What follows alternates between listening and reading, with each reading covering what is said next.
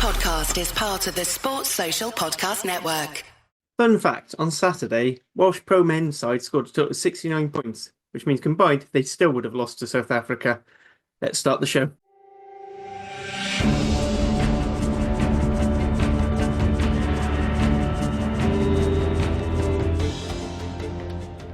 Hello and welcome to the WRRAP podcast.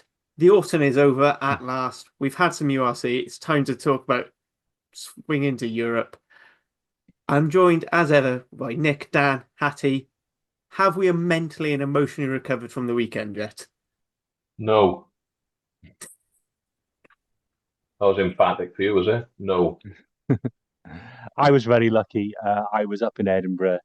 And by the way, if you want to go to a game, it's a nice place to go and watch in the Hive. It's very compact, very nice stadium. And it really cheered me up. If I'd have probably not been in the mood I'm in, had I have just come straight from watching Wales. So, yeah. I'm sort of just trying to forget about it, really, if I'm honest with you. Yeah, I got up this Sunday morning and obviously knew what was going to happen. But yeah, that was... last week I said I hope it isn't the time Mason Grady got turned inside out, and unfortunately it was 80 minutes of Mason Grady getting turned inside out. Despite Mason Grady actually playing really well about 2 hours before. Yeah, but we'll get on to that it was later. just a vibe. It was just a Mason Grady getting turned inside out as a vibe was how Wales played. Right, so we're not going to do this game to death because other people are doing it, and frankly, one of our big goals in this game is to try and draw positives, and frankly, that game was a mulligan. I have nothing constructive to say about it. So if anyone has anything they want to throw in, the floor is open. Okay, do we get any positives out of it? What are the positives we can take away from that? I don't think we can, Dan. I was only watching the pub, but I failed to see what we could get anything out of the game. We were physically hammered. We were dominated. Our scrum was going backwards. We were playing, well, the best team in the world. I would argue their second 23 is probably the second best team in the world. And the team we put out, we probably struggled to beat Spain, USA, Uruguay. So I don't see any positives in that. I thought Derby did all right. I thought Wainwright did okay. Kai quite well. But after that, you're really clutching the straws to find anything good to say about that game. Yeah, like for me, I'm similar to you. I've been reaching for something. It was heavily criticised beforehand, and maybe rightly so. Maybe the sort of one misguided positive is that it gives us, I think, a proper benchmark, because I think that we did in the Argentina game and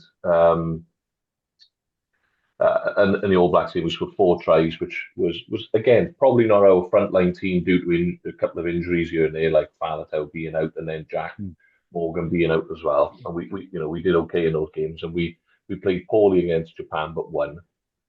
And ultimately, I suppose this shone a light on our lack of depth, because I think even if we went fully loaded, and I say fully loaded with Rhys Carey and Nicky Smith being available, the 2 second rows that started the other fixtures, and then a back row of Faletau, Morgan, we can argue the toss about Tommy Reffel being involved. I just think it's shown some of these boys that they're not that level. Definitely.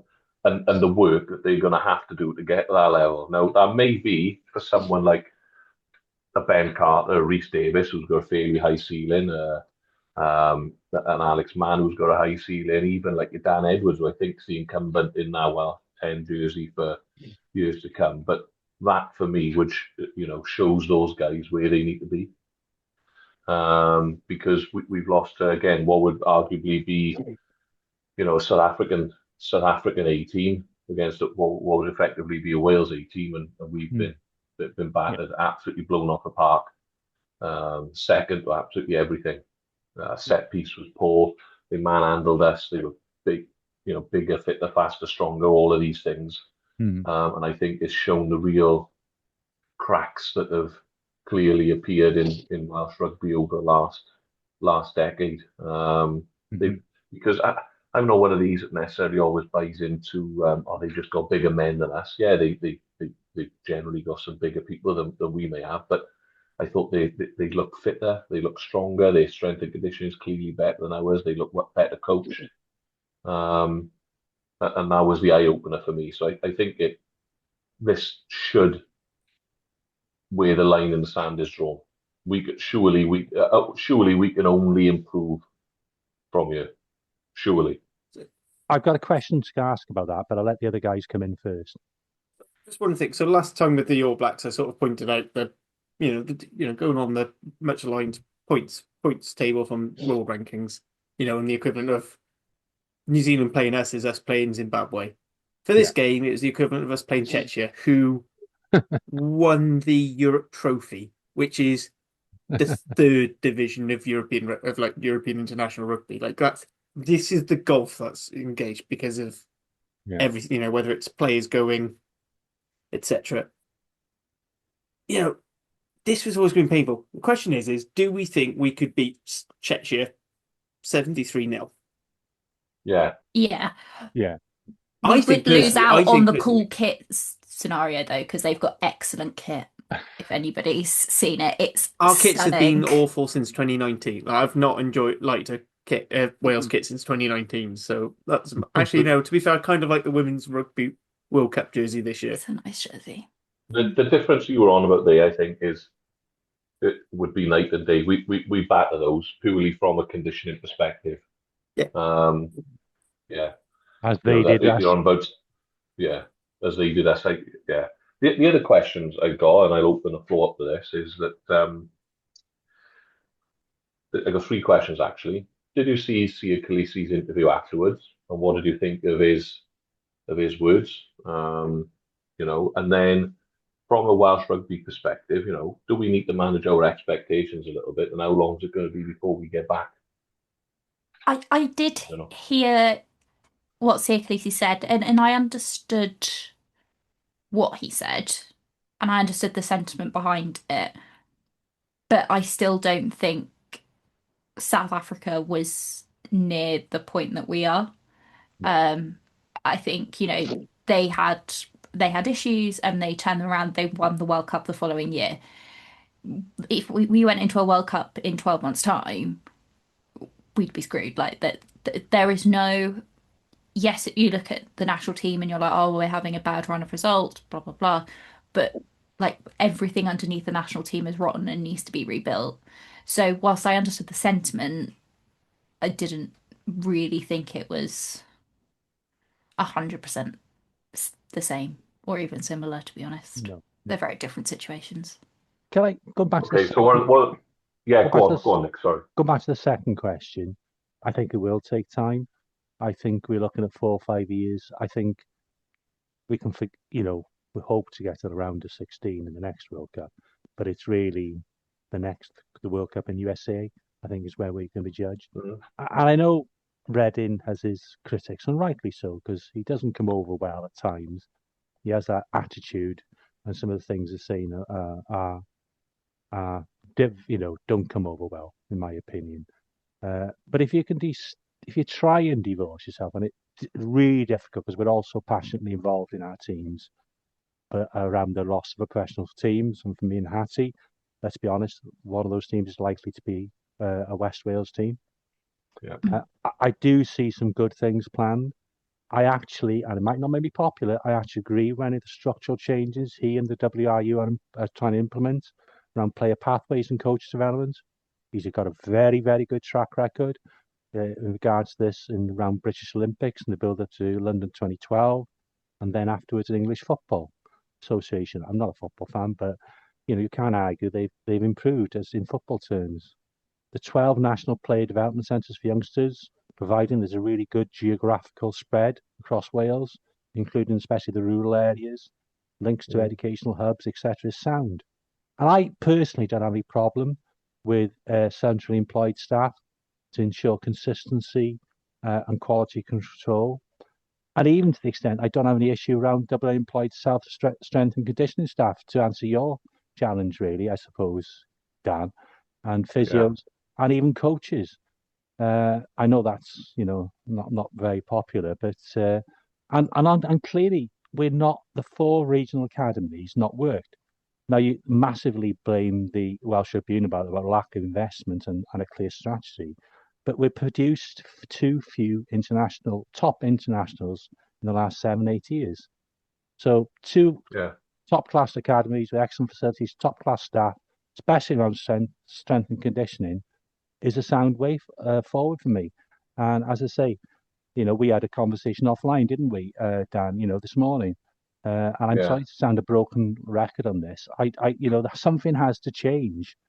But I agree. The way it's been done has been a PR disaster. Yeah, and those were my words to you this morning, weren't they? I think that irrespective of all the potentially good things that are being implemented in the women's game, the pathway, going back to schools, all the academies, and the shared facilities between the male and the female game, etc. All these good things that are going on. The fact that the PR disaster around the professional game at the moment, specifically on the men's side of the house, it's overshadowing. It's politics at the end of the day, isn't it? And it's overshadowing all the good work that they're doing, or potentially going to do. So, yeah, I agree with you. I've seen some things that I like in terms of pathway and structure, etc. So it'll be interesting to see what comes of that. Hattie, just going back to your point in relation to Sia Khaleesi and what he said, because I picked up on this, and I'd actually just rewatched Chasing the Sun 1. I don't know if whoever's listening, if you haven't watched it, go to URC TV and watch Chasing the Sun 1. And basically, it breaks down the issues that South African rugby was having, and it was from as far back as 2015. They lost to Japan in that World Cup. They went on a run whereby they didn't beat Wales on 4 or 5 occasions. For example, they lost 57-0, I want to say, albeit away to the All Blacks. They had some real problems. And he's right, they were having people burning South African jerseys in the street. They couldn't get people in the grounds. They had a couple of teams in what was a Pro 14 at the time, and then they had some teams in Super Rugby. They had all sorts of problems. They also had the quota issue that they needed to battle as well. And it wasn't until Razzie came in and gripped a hold of it. Now, I know you're not comparing apples with apples, it's apples and oranges, but I suppose they went down to 8th or 9th in the world, I think, at one point, South Africa. Correct me if I'm wrong in the comments, by all means, I'm sure you will. But that was their lowest step. But I think my overall point with it is that they brought the right man in for the job, and they let him then go to work. And the other point as well is, and I stuck this on X, they didn't actually cut any rugby teams. They lost the Southern Kings. However, the Southern Kings went bust and insolvent during COVID. They didn't make the strategic decision to cut the team. Now, I know they've got more players and the player pool's bigger and so on and so forth, but they had their own difficulties. So for me, what I suppose is a long way of saying it, I think there is light at the end of the tunnel, but we have to get right this time around. If it's not done right, we're in a vicious cycle. Jump in on that, just because I know where some people are going to go when you point out the Southern Kings went bust. I'd like to, just before people go, see, well, they let the team go bust, they didn't save them. Yes, but the South African Rugby Union did save Western Province, who also were in financial difficulty because it was such a big part one. Just saying. Yeah, but that was also during the time as well, Ali, to point out they were pulling their teams at the Super Rugby and putting them into the European competition. Now, they could have folded the Cheetahs in theory because they pulled them out out of the Pro 14 at the time, but they didn't. They still play in the Currie Cup. And it was around COVID. And they play next week in the... Yeah. I'm actually guessing we were all looking forward to an away trip in Amsterdam. So we've got Ulster at home instead, because that's a clash we've never had before. Anyway, but even more so, those professional teams in the Currie Cup, they're pro teams in the Currie Cup, right? Yeah. It's not so. When people are jumping on Sia Khaleesi saying, he's just talking bullshit effectively, I don't think that he is. It's not apples with apples, it's apples and oranges. We've got culturally we're different. We've got different player pool, all of this sort of stuff. Yeah. But it is like at the end of the tunnel if we get it right.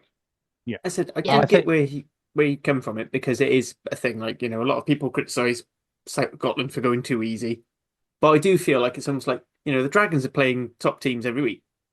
But was it really doing much for the confidence when they were getting 16 points put on them when they went to Dublin? Does that help? I know a lot of people have taken 60 at Dublin, but there's a lot of issues like questions of the mentality of Dragons players. I can't see how a game like that doesn't do the same thing to all the other Welsh players. Yeah. I think there are limits. You do have to sort of sliding scale that maybe what now we're a bit worse. Let's actually let's fill some of these games where we're not fully stacked with some confidence building games, and then start giving them a bit like Gatland used to throw everyone in. Any squad player used to throw in the tier 2 game.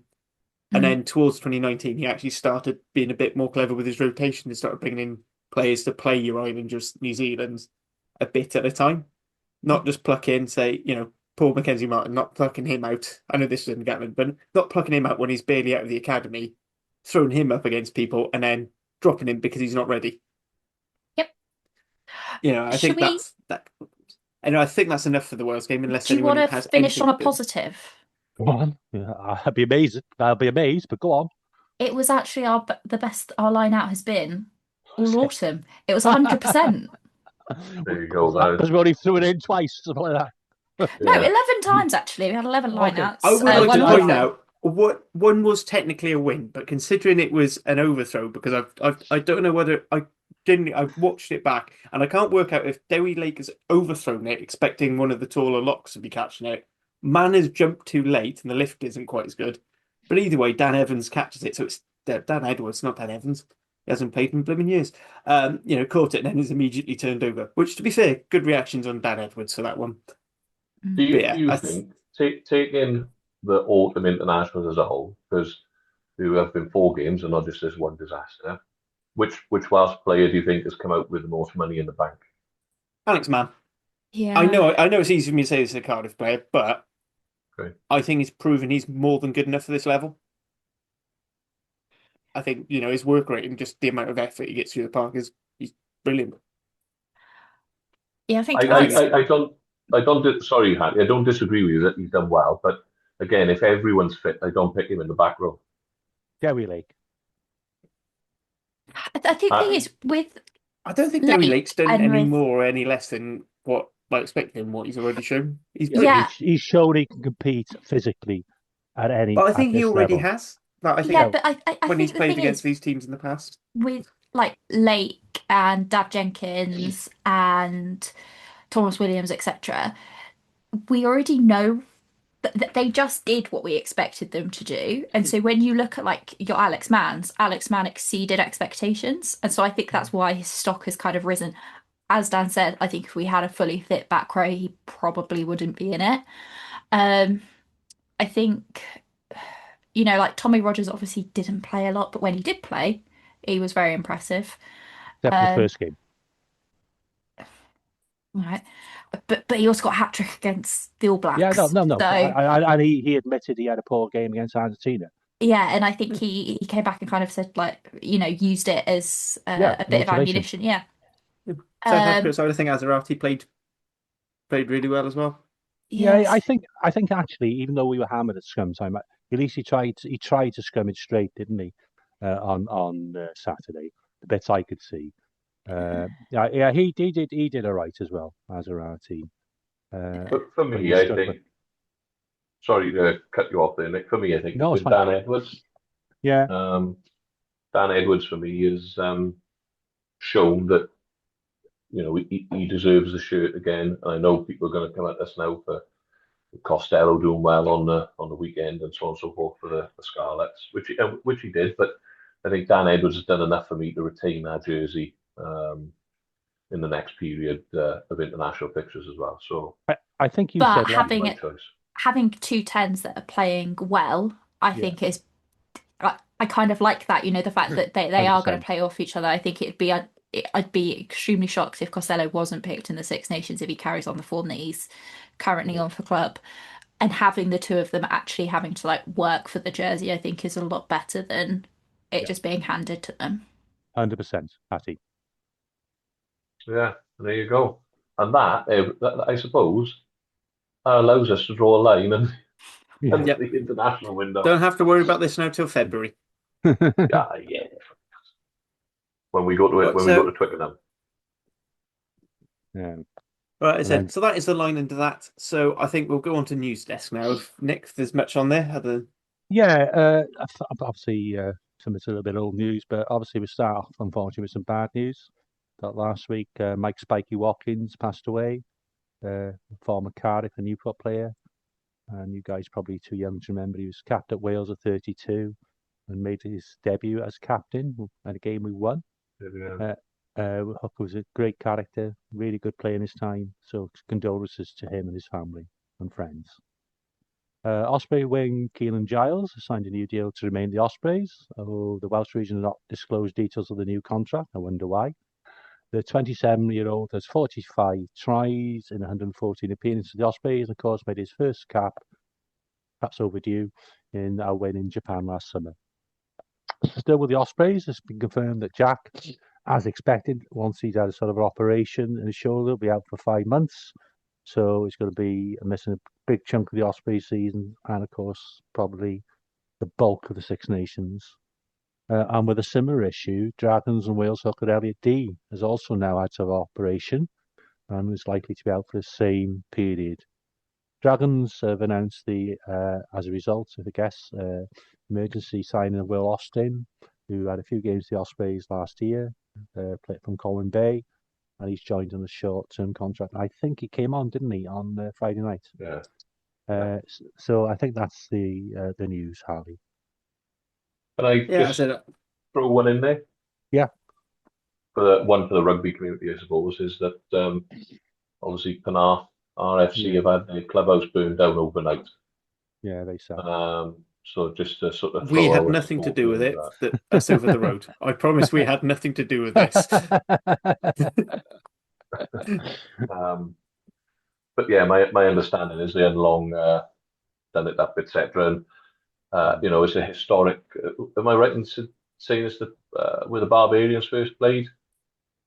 Yeah, they always used It to was the start down official east, didn't home for the it was the official official home for the Barbars. Barbarians for Yeah. quite a while. I think it's still There you listed go. as I think it is. So historic place, and I'm sure we all hope that they get themselves yeah. back up and running in short time. And old money, Dan. When I was in university, a lad from who because it was first class club, weren't they? Penarth, Yeah. in those days. That was my claim to fame. I played with a first class player at that time. Ah, yeah. We will share a link on the podcast, but just sort of came in through my WhatsApp channel. So Speakeasy Club, Cardiff, they're doing a charity raffle with 50% of the proceeds are going to go to Penarth Athletic Club. So that whole thing that includes Penarth Rugby. Yes, we'll put that in the link. It said sad news. I can't remember if we announced the sign. The only other news I can think of is I can't remember if we announced the Cardiff Signing Centre. Connor Smith. I think we covered it last week, didn't we? Yeah, last week. Yeah, we cool. covered him last week. Right, so that moves on to our bread and butter. But before we get on to URC action, if you are enjoying this pod, please do like, share, and subscribe. Leave comments into the YouTube comments, whether it's just to correct Dan and myself, or you just want to say how awesome Hattie's faces are and how expressive she is about how terrible things are in Welsh rugby, or you like Nick's calm demeanour. Feel free. If you are an audio listener, please do share a link with a friend, as it's the best way to this pod. Now, move on. So URC back in action for one round only. I'm not going to do singing and dancing because, I haven't got my heels up here, Barry, with me. So we start off on Friday night. So Dragons hosted Leinster in a game that was definitely not controversial in any way, shape or form. Hey, Dan? Oh, well, unfortunately, the result went, according to script over recent years, didn't it? Where we effed and we puffed and came away with absolutely nothing. However, I'm sure you'll all agree that the result flattered Leinster a little bit. I would say, in fairness, the boys stuck the shift in, and we ended up losing 24-10. And was one of those fixtures where they scored early on in the first couple of minutes. I actually went down and sat in the Campbellstown with my boy and everyone else from Blackwood under 11s, took the kids down. And it was a good evening. Good atmosphere again. The terrace was in good voice, absolutely no beer was drunk whatsoever.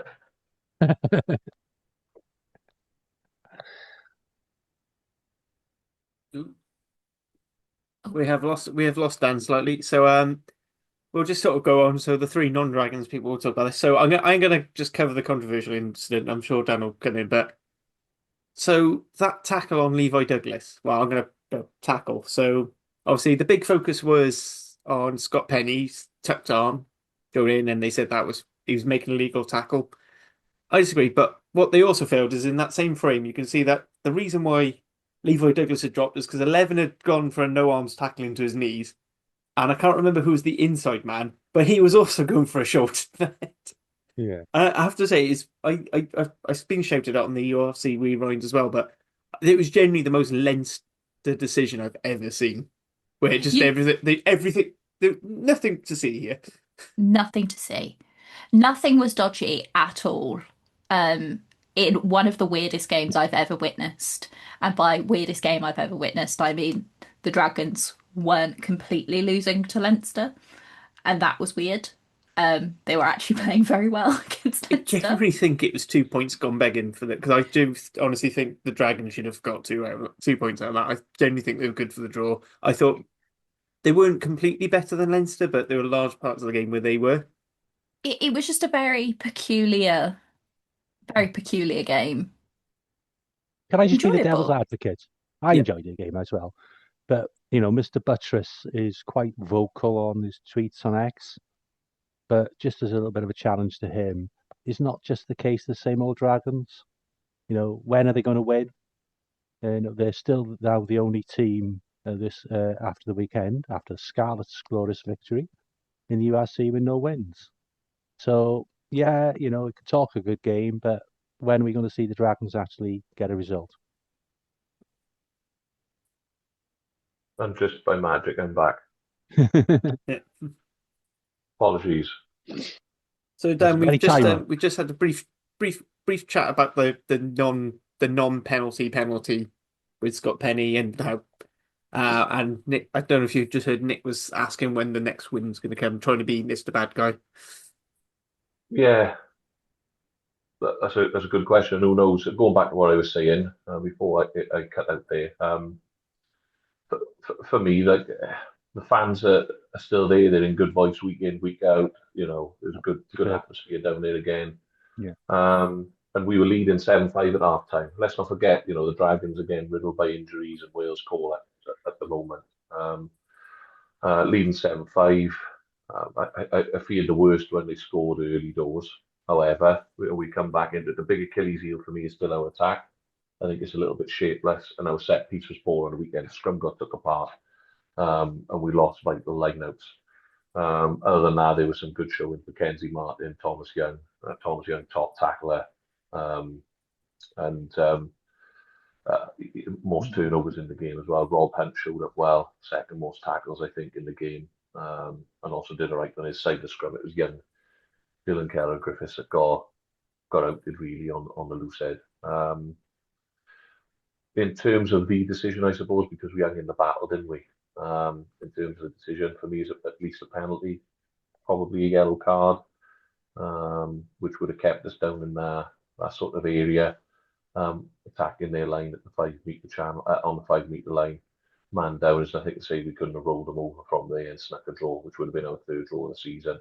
Unfortunately, it went back to the knock on, and we go on and they go up the other field through Snyman and score. And that was the tail of the tape. Unfortunately, being able to bring on Rabah Slimani and they had a raft of internationals on show anyway, but being able to bring Slimani on and Snyman changed the game on the second row. His ability to offload out with a tackle, his physicality just changed the game. And what happened as well, if you notice, they bring Slimani on at tight end, they scrummage Snyman behind him, doesn't depower the scrum whatsoever. And yeah, I did feel we were hard done by. I don't like blaming the referee, but I think they bottled that so late on in the game. I think it was like sort of 76, 77 minutes. And he definitely bottled that. And ultimately we come away with nothing. But it was a hard fought loss. When's the next victory coming, Nick? Honestly, I don't know. I really don't know. I think if we were fully loaded, and without the injuries that we have, I think we would stand a chance in Europe over the next couple of fixtures, because I think Perpignan are struggling. They're going to prioritise the top 14. So who knows? Maybe we got to wait until Newcastle again. I wasn't obviously. I was generally being the devil's advocate. You might have missed that, but obviously I'm aware, that Dave Justice is quite vocal and is quite vocal about the lack of physicality in the Welsh team. I did think it was slightly ironic, and he was right. This was after the New Zealand game, I think it was. But as he watched his own team recently. Yeah, no, it's right. I suppose the difference would be this year the Dragons are going down battling and have drawn a couple of fixtures which haven't been losses. Whereas, Wales in recent fixtures have been absolutely battered in reality. Yeah. Apart from the Japan fixtures. But no, I suppose we can't throw stones if you live in a glass house. But I genuinely do think that if we were able to go fully loaded now, having Inisi back, Payet back in the centre, Elliot D back, Dylan Lewis, people like this, then we can start picking up. So I feel like we're on the cusp. It's almost if they don't know how to win. If that makes sense. Yeah, I feel like you felt that when that drop goal wasn't taken a few weeks ago. Like it's just like there's no, and I think I said it a couple of weeks ago. Like there seems to be like a management problem between 9 and 10, and like who's making decisions. And it's just like it does almost feel like they think a draw is enough, and instead of pushing to get that win, because they're almost surprised that they're getting a draw. If that makes any sense, like oh, we're not losing. They've just forgotten. Yeah, no, I totally agree, and it's hard to get out of that. It's hard to get. It is, yeah, it is. So, and if you want to more in depth, look at it. Then the boys on the Dragons Lay have had a rip apart of it, of the fixture. So go and have a listen to those guys. But on the whole, it was another plucky loser, really. I suppose this season, rather than being deadbeat losers, with plucky losers now. Yeah, it's an improvement, isn't it? It's an improvement, yeah. Right, so we move ever so slightly west, which actually quite how the fixtures have worked out this year. We're going to be shifting westward each time. Cardiff continue their winning ways. So I think it's the first time we've won 4 games in a row in the league for like 8 years or something like that. First time to win 4 games in a row in all competitions in like 4 or 5. So good for us. It's pretty much as strong a team as Zebra can put out. I thought we handled it quite well despite being depleted. Dav Hughes took his hat tricks hanging off the back of 7 other men really well. And then Newport's proudest son, Tane Basham, getting the bonus point right towards the end. It was a weird one where I feel like we've never really pulled away, but at the same time, I never felt we were in a position where we'd lose that game. So, we were in control, but not necessarily steaming ahead, which is fine. We had Mason Grady come back, which was good. He looked decent. He was powering through. He seemed to be using his weight a little bit more than he normally than he did before his injury. Pack went well. Ben Donald going off a bit early was a bit of a worry.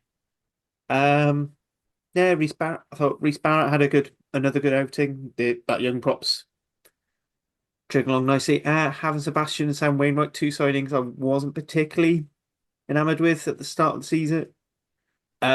Proven their value. I think they've played incredibly well, actually, especially Sam Wainwright whenever he gets his chance.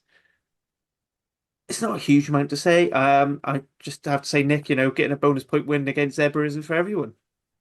No, I didn't predict Cardiff in as well as I do, so I have to concede Cardiff have definitely upset my predictions at the start of the season. To go to Zebra and get a bonus point, and as you say, Harley, never really looking like losing the game, has to be applauded, and good luck to them. The challenge will be now for Cardiff is, as any team, is keeping it going. particularly across the Christmas derbies. But if they do, they're in a very strong position for the rest of the season. Yeah, absolutely. I think my biggest worry for those derbies, as ever, is New Year's Day. I always hate the We'll New Year's give you a Day warm game. welcome. We'll give you a warm welcome to the brewery. Don't worry. All 20 of you. Well, there'll be a few there, mate. To be fair, there's one thing they do always turn out at the brewery field. Unless, as I said, there's not a huge amount for this. Carl Central will be recording Tuesday night, so should be in your feeds on Wednesday if you're interested a bit more in depth. One good thing is we found a replacement. Should Crew ever stop doing the victory song, because Alan Lawrence was belting it out like a bit like the best of them. Oh yes, I saw that. Just to say, there are certain players for every club who probably, if they're absolutely objective and honest, aren't quite good enough for international rugby, but are absolute standouts and stalwarts for URC. And I think Alan Lawrence is in that group. We've got some as well in the Ospreys. I'm not. That's not. But he is a tremendous player for Cardiff. Yeah, no, I Absolutely agree with massive. that. And what I'd also say as well is, Cardiff are holding the Welsh end up a little bit, aren't they? Yeah. Which is good. Let's local rivalries aside, it's good to see, because we need some positivity. Because at the minute, 3 of the bottom 4 are the rest of us, and long may the form continue. Really, I suppose, because we need some positivity. At the moment, they've made the most of their, I don't want to say favourable start, but fixtures that they should have won, they've gone out and won. So good on them. Good on them. Everything's saying favourable start. I actually think this is probably the most balanced start we've had in quite a while. I'd say we've definitely had more favourable starts last season as well, where we just didn't capitalise. Yep. Whereas I feel now we're actually, we are winning games we should win, and even some of the games where we probably wouldn't be expected to. Like Zebra at home have been quite a difficult opposition, and a lot of people probably at the start of the season have been happy with a couple of points.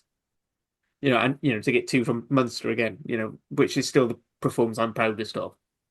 So I said if we can carry it through to Europe and this is going to be interesting now, because although it's the URC stops this week, we've still it's still the first of 10 uninterrupted rounds of rugby, and it'll be how we manage that squad, which we know is on a precipice, as some of the other sides are showing. It's just maintaining that through. We already had to get an emergency signing of a hooker. Connor Schmidt coming in the centre, although I feel like that was a signing that we were in the progress of making anyway, with Braylilo going. Surely, due to your league position, you got to rotate for Europe, surely. Yeah. Because you stand a hell of a chance of making the playoffs, maybe even a home playoff. This is the level that we. Whereas for the Dragons, for example, you need a win for the feel-good factor. If Dragons can beat Perpignan on the weekend, then we've drawn a couple of games, beaten Perpignan, it's all an improvement. It's maybe the same for the other guys as well. Whereas for Cardiff now, you're in a position where you can pick and choose a bit more. With the Cardiff chat, we've been talking. Our private back channel, we've sort of been talking about sort of the rotated side, because we've had to have a sort of semi-rotated side for Zebra.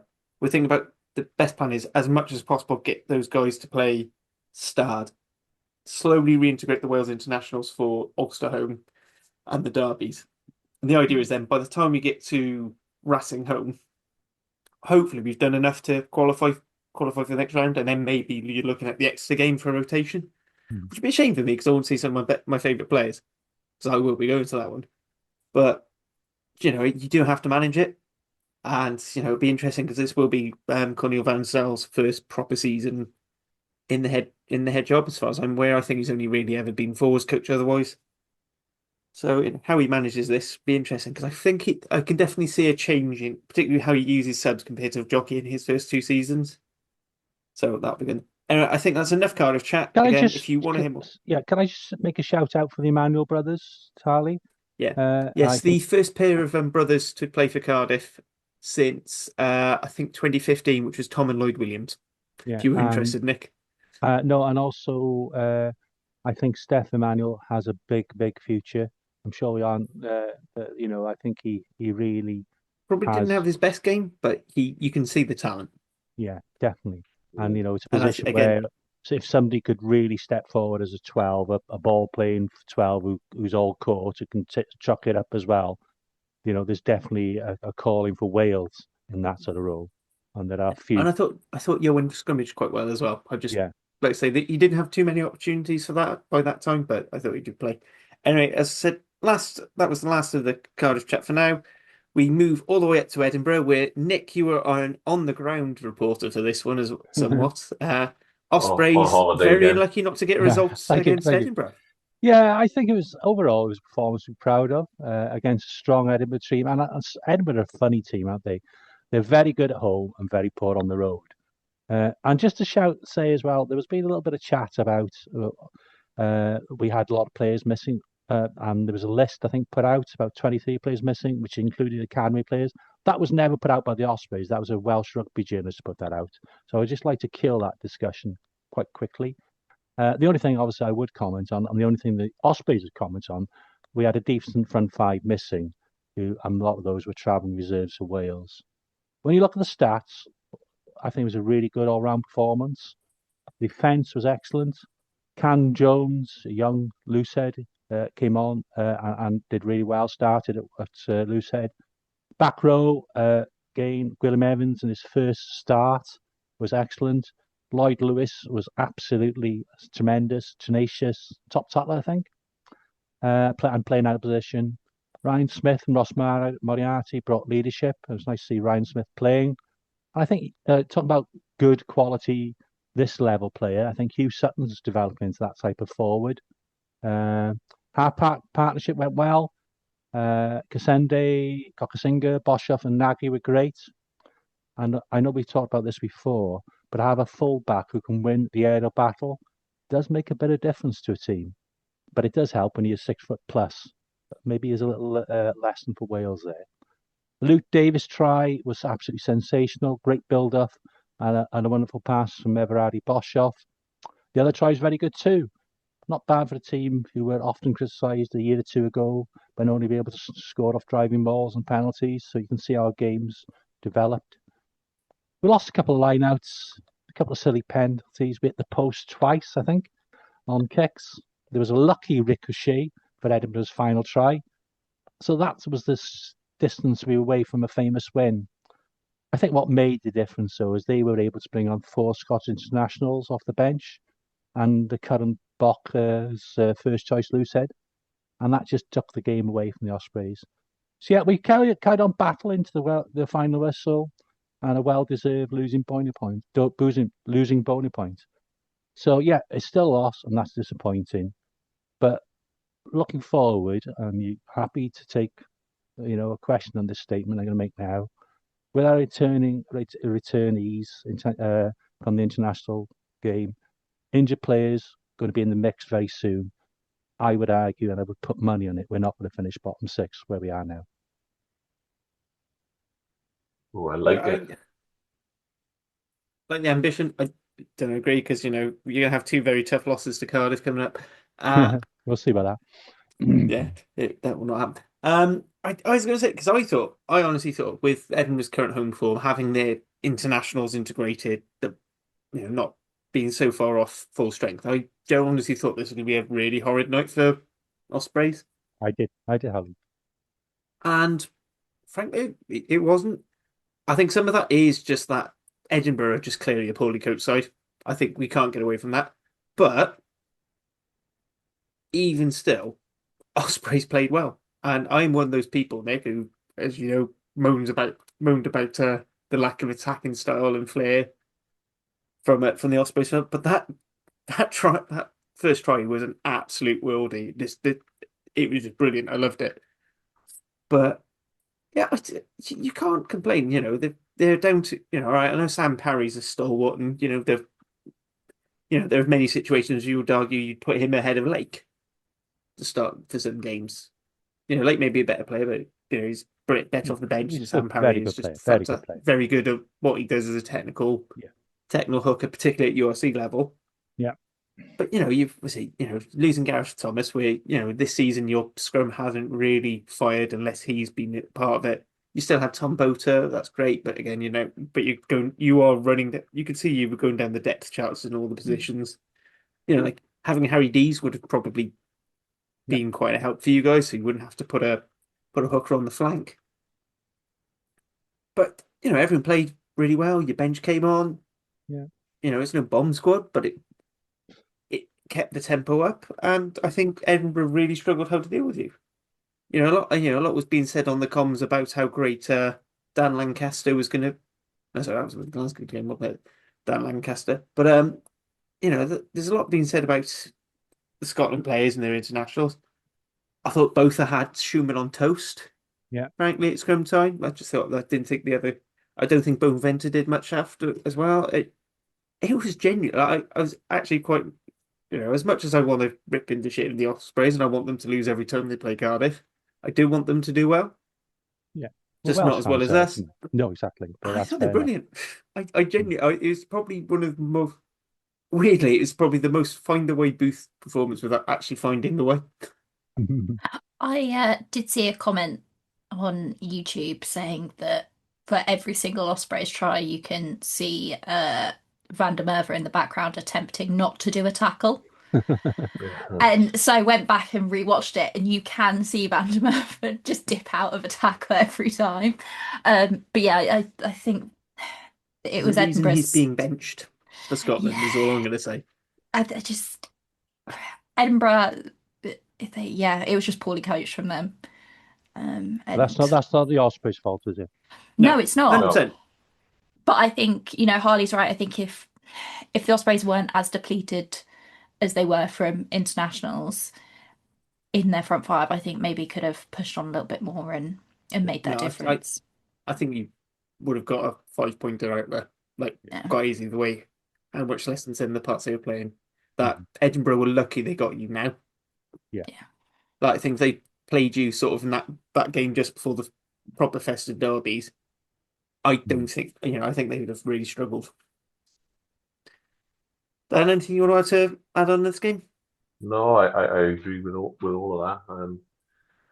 I think everyone in Wales have been a victim of the national team playing on Saturday, haven't they? There's no doubt about that. Well, apart from Cardiff, who won and the Scarlets, but I think the Ospreys more so than anybody else, and I think I agree with Nick as well. I think they'll win more than they lose this year, especially if they, like we said at the start of the season, it's about keeping as many people on the field fit as possible. You only got to look at the Dragons' depleted squad already. If you can keep people fit and healthy, I think everyone stands a chance. And for me, what this round shows is that actually we're not that far away. No. A little bit more No, that's funding. true. We're not that.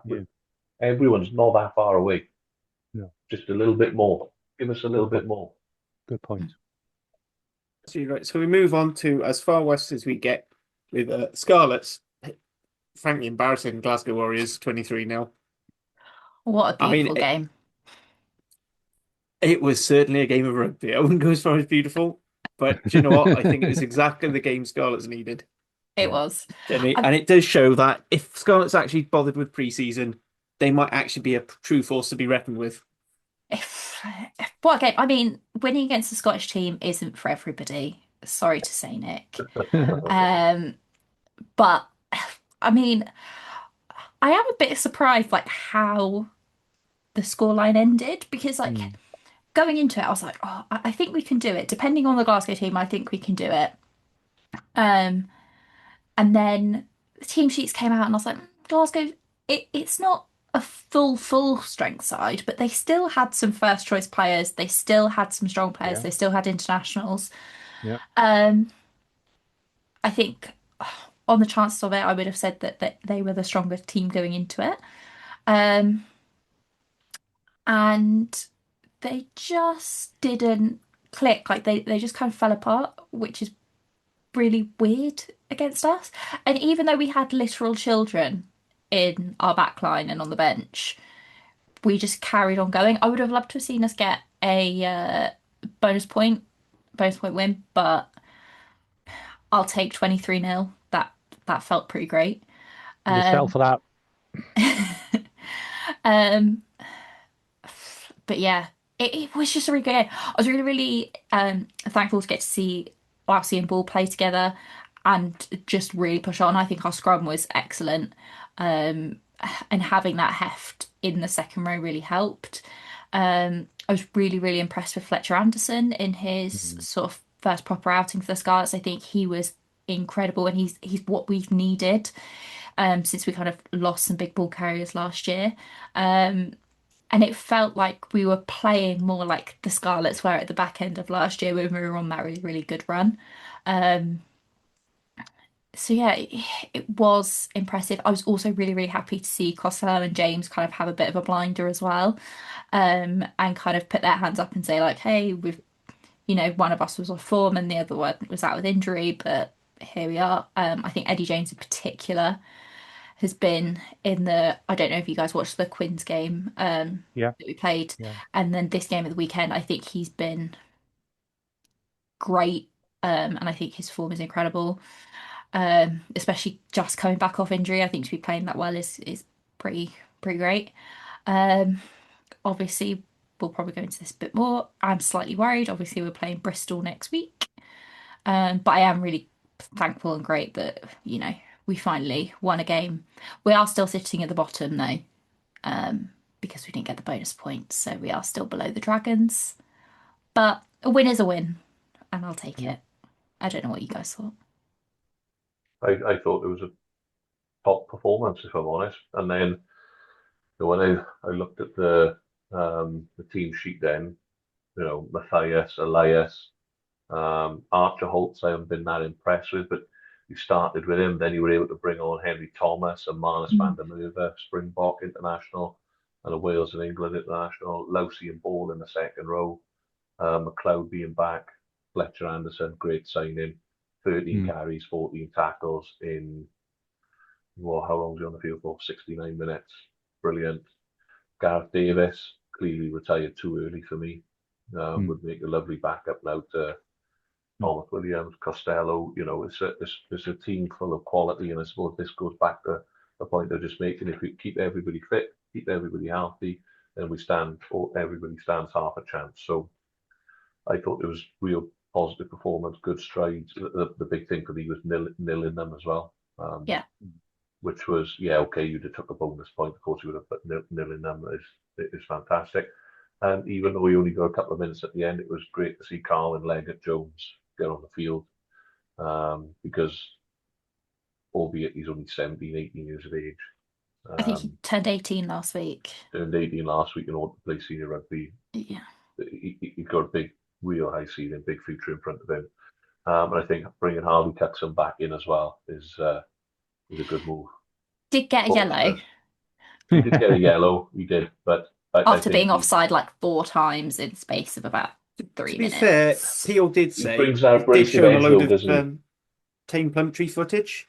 It said, "Be like that." he? Yeah. He took the wrong lessons. Right, I genuinely think he just brings that like another abrasive edge to your pack. So again, good. It was a A+ performance for me. I think we sort of said at the beginning of the season when Fafita went that matches are invariably won up front, and once the Scarlets have been able to put out a decent pack, it's shown. They've got the backs to do it.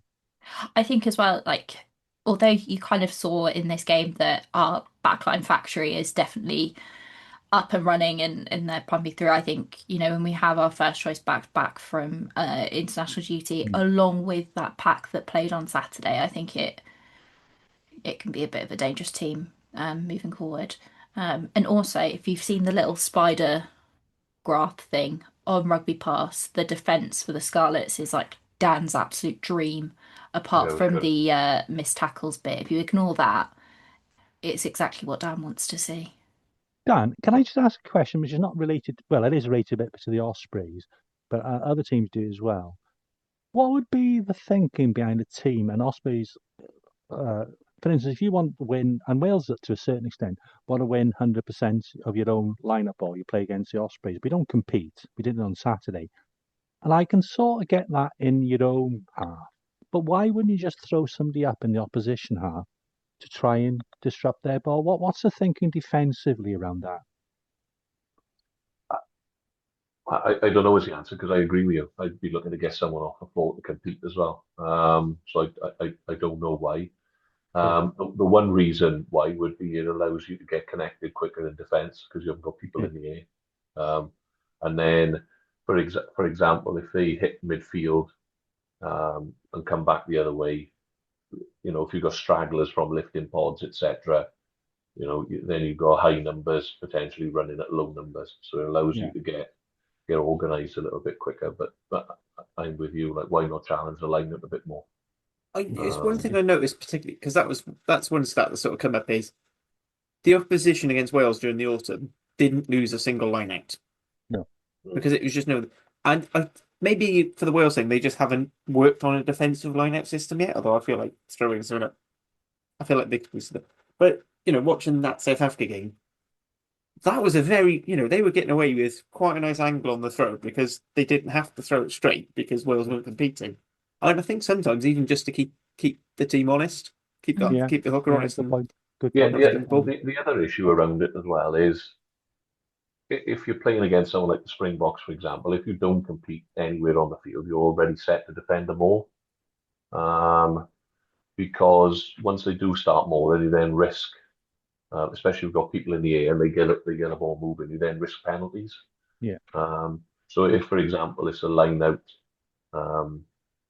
just inside day 22, if you set and defend that initial maul, for example, they're going to box the ball back to you, they're going to kick it back to you, hopefully to some sort of territory gain. Whereas if you let them get going and you can see the penalty, then all of a sudden they're marching you down the field for very little exertion. So it's probably a risk versus reward thing. But and with you, why not compete a little bit more? At the very least, you can just mirror their line out and try and get up in front of the man and test the hooker. But we've decided not to do it. I'd also say I was just going to say, sometimes if you don't have a confident line-out caller, I think that they don't want to take those risks and, concede penalties, etc.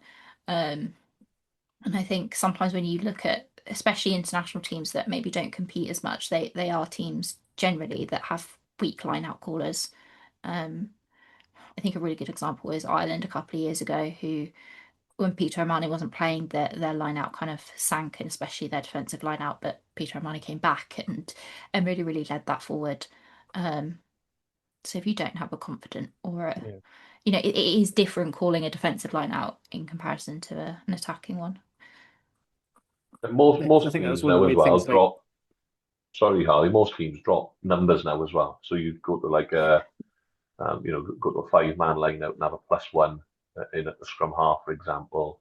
But then it's quite easy to put the mirror defence on, because if they drop to a 5-man, for example, it'll be 2 props bookending that generally, and then 3 lifting options in the middle, and it's just a case of being able to follow around. But if you think as well, from a defence perspective, where do teams like to win attacking ball from is to tailor the line out. And where are you more susceptible from an attack? It's that seam in between the line out and the defensive line. There's a massive gap there, especially from a line out. And it's really difficult to get that defensive line connected. If you don't fill that seam, it's a real weakness. So you may as well let them have it at the back and fill that seam, and you'd have an anchor and a vacuum in there. So you'd anchor it with the back forward, and then the back forward at the tail on the 15, he would turn in, and then he'd have like the +1 or the 9.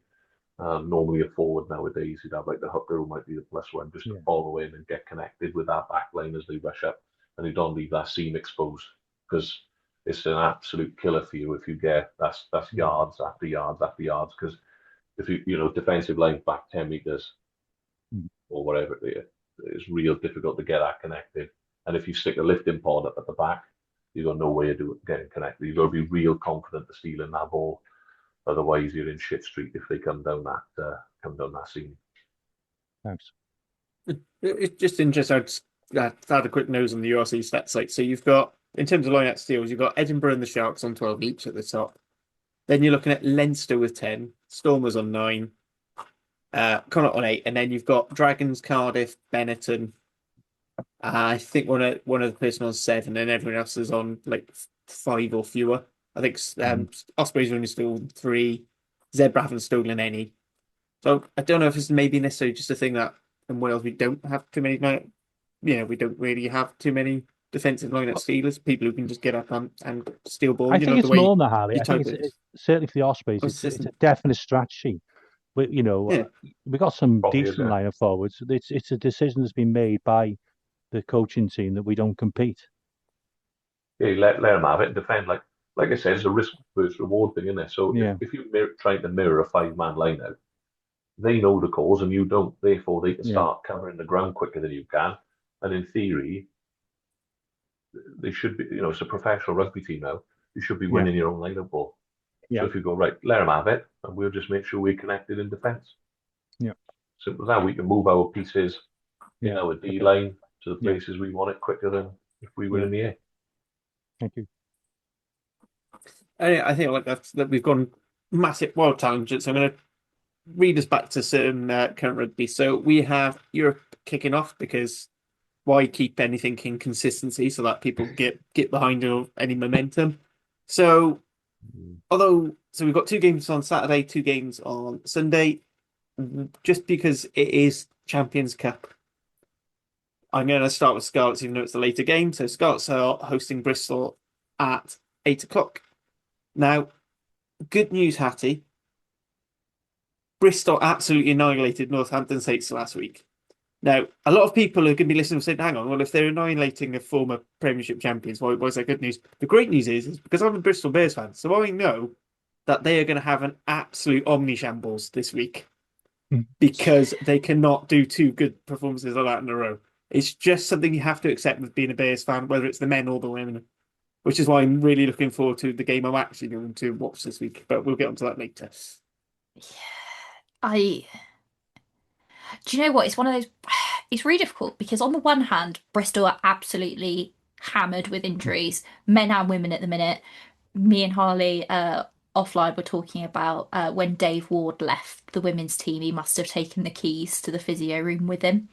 And so none of them are able to rehab because it's just taking so long. And I was like, oh, we're playing against like a weakened Bristol Psychers, blah, blah, blah. And then this game at the weekend happened. And bearing in mind, Northampton, I think they'd had a draw, but they hadn't actually lost a single Prem game up until this point, and they just got absolutely hammered. So I am a bit nervous. I won't lie to you. I was nervous before, and I'm a bit more nervous now, even if Harley is saying that Bristol can't string 2 together. It's backed by science. That's all I'm saying. I mean, not only that, but that they've built up the fact that Louis Rees-Zammit is coming to town so much that it'd be weird if they didn't play him. And it's peppering with high balls. Yeah, I'm not looking forward to. You know when you think I could not watch this and just do something else and just. Oh, it'd be a good game. It'd be a really good game. 8 o'clock on a Saturday night in Parc y Scarlets. Where this is the type of fixtures that the people want. They're still down the road. This is going to be a really good game. Yeah, but think about the poor supporters who've got to make it all the way back to Pontcanno, Nick. Come on. I think it could be a good fixture. I think there's going to be a lot of exciting tries, but I think it's going to be fundamentally unserious rugby. I'll be disappointed if either team score less than 30. Yeah, I think it's going to go one of 2 ways. Either Scarlets are going to get completely blown out by a Bristol team on fire, or Scarlets are going to nick it by a few. I don't think there's going to be any middle ground.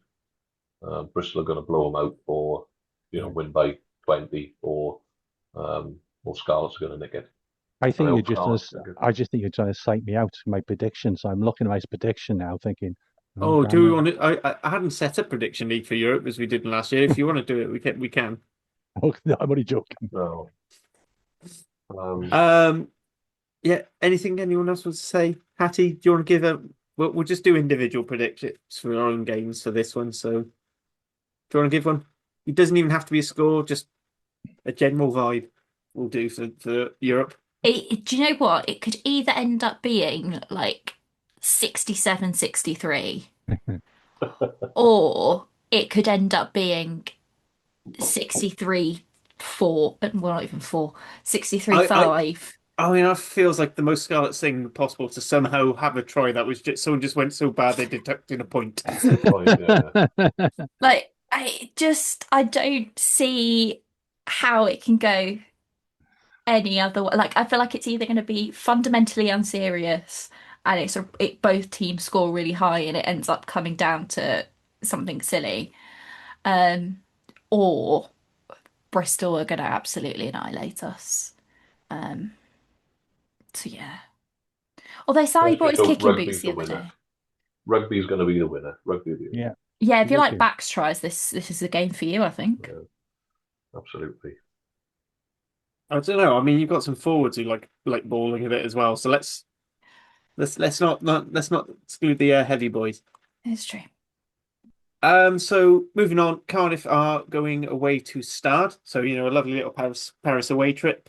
I should say for the Scarlets game that will be on Premier Sports and on S4C if you don't want to do the Premier Sports commentary, which I fully get, and I do not blame you. And it will probably be more of a production on S4C, which seems to be the way Premier Sports do that sort of thing. And in Cardiff are hosting Stade. Stade are currently fourth in the top 14, but we're second in the URC, so obviously we are going to absolutely no, which that's not the one. As I discussed earlier, I think general thinking is we're probably going to send us slightly. We're going to wait a week before bringing it back our Wales internationals. Could be an interesting game. Are Stade going to be particularly bothered about this kit about this game? Possibly not. I mean, if they're chasing top four, I can see them wanting to focus more on that. This might be it, but it's a top 14 side at home. They do tend to care about the home game, just purely because that's what their fans want. I think the biggest interest is going to be for this game is who's going to wear the pink kit. Speaking of pink kit, I was very upset because before the pod, I was like, "Oh, what top should I wear?"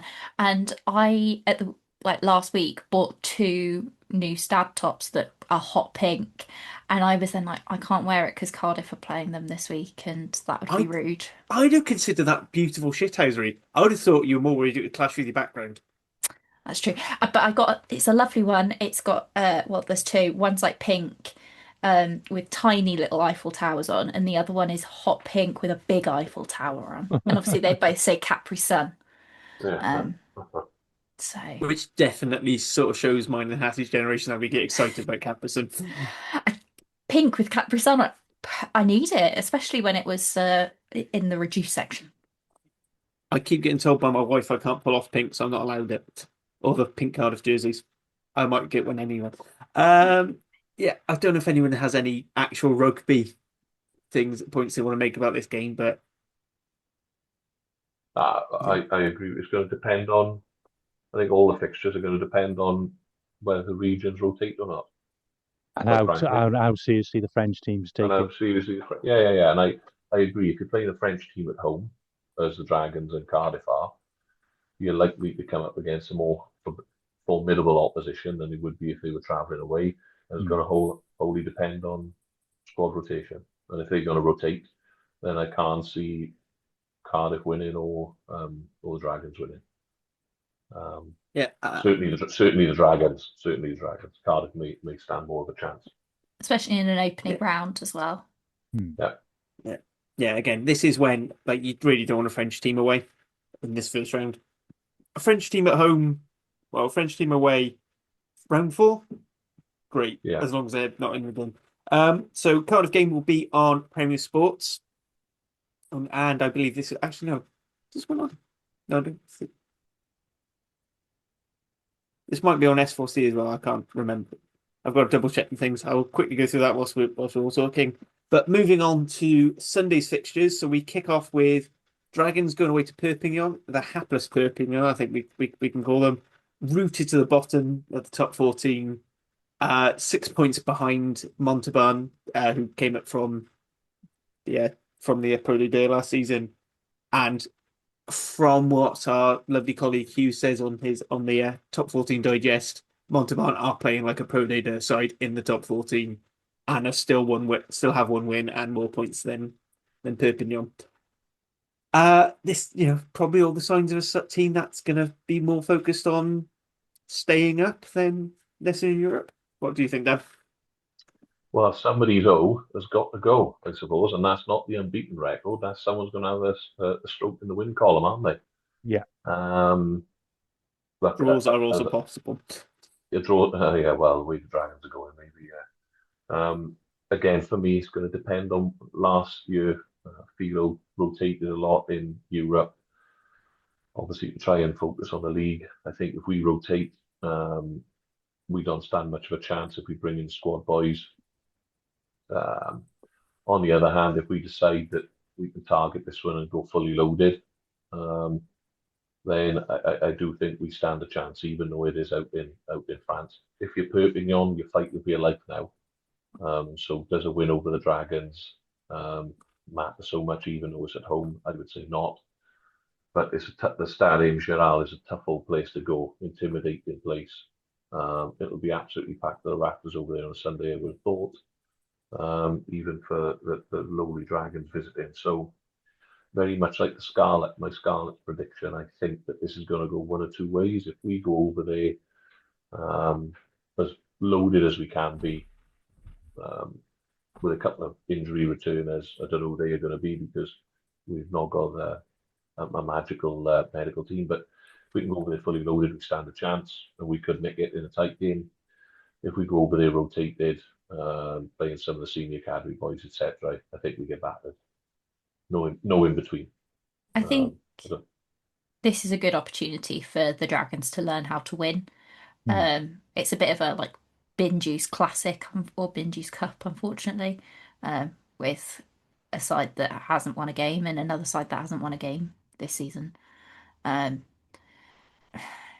agree. I think it is an opportunity to go and pick up a win, but we can't go rotated. We can't. But I also think it's with Perpignan. It'd be really, really not stupid, but it'd be unwise for them to put any real effort into Europe, because if they don't put any real effort into their own league, they're in the Pro Day next season. Whereas with Dragons, you're kind of safe from that.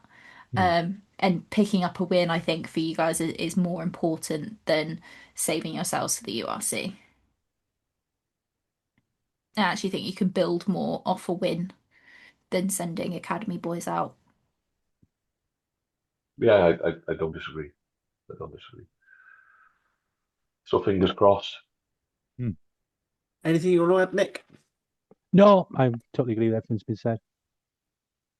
Right, so all that's been said on that one is that game will only be available on EPCR TV. So you will have, if you want the pleasure of this game, you will have to dip your hands into the pocket. I did double check. Cardiff will be on S4C. Hang on now, they put that absolutely barnstorming fixture on. You tell me it's not on Sky Sports 1 and Avid prime time setting on. No, it's more like Sunday fight night where the top billions are under a paywall. Dan, this would be in footballing terms. This would be last on match of the day, wouldn't it? Right, and the last fixture in the URC is Ospreys hosting Connacht Rugby. I'm sorry, this is the Challenge Cup. Sorry, I was confused by the teams and us playing teams in our own league again. So Ospreys playing Connacht. This game will be on Premier Sports. Okay. I'll be quite interested to know. What your thoughts on this one, Nick, because it is probably a preview for a game later on in the season. Yeah, well, we've had some really cracking games against them the last couple of matches. including I think it was 40 odd win for us against 42, something like that. I can't remember what it was now, but it was a very close game last year in the URC, and I think it was a very high scoring game where we lost the year before in Connacht, in Galway. They had a really impressive win, didn't they, against the Sharks? I know Sharks are a bit of a funny team as well, but they've started to make some progress, I guess, under Lancaster there. So yeah, it could be another good game. I would expect us to put out a decent 23 this week, given where we are. And I think we need to win some games now to get some momentum. So yeah, I'm hopeful we'll come away with a win. Should be a good game, and I'd be more than happy if that's the outcome. Now we're talking about next week. Yeah. Absolutely. Yeah. I said I've got them. It's just two URC teams playing each other, not in the URC. Yeah, I know. It Not just great, is it? becomes a bit. I said enjoy playing them 3 times. Yeah. Yeah, It's not great, is it? Yeah. No, it's not. Yes, I agree. Could be someone else, couldn't it? There you go. It is what it is. It is what it is, isn't it?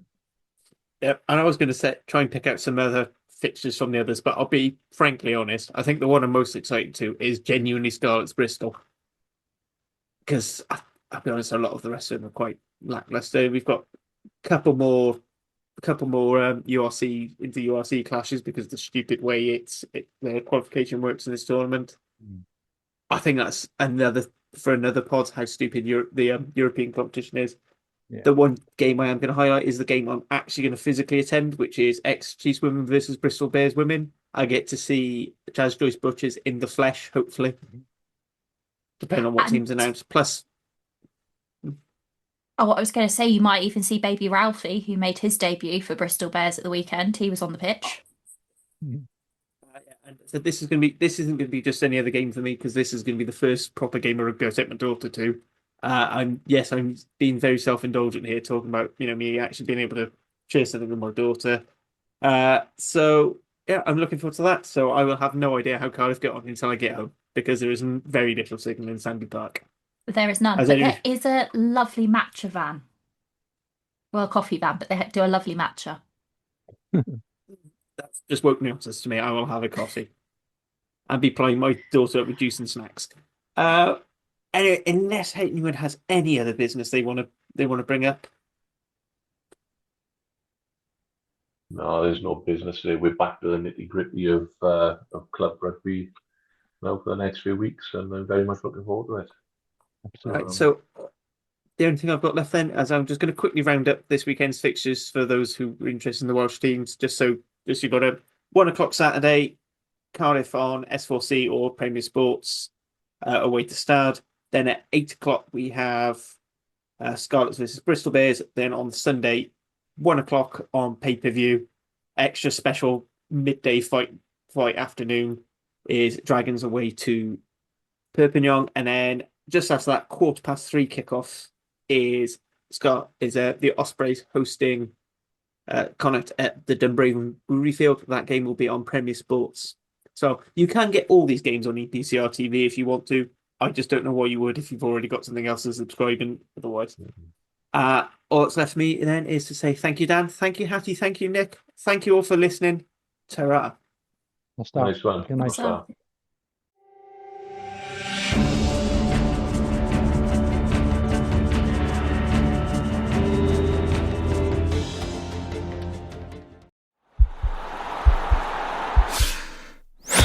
This podcast is part of the Sports Social Podcast Network.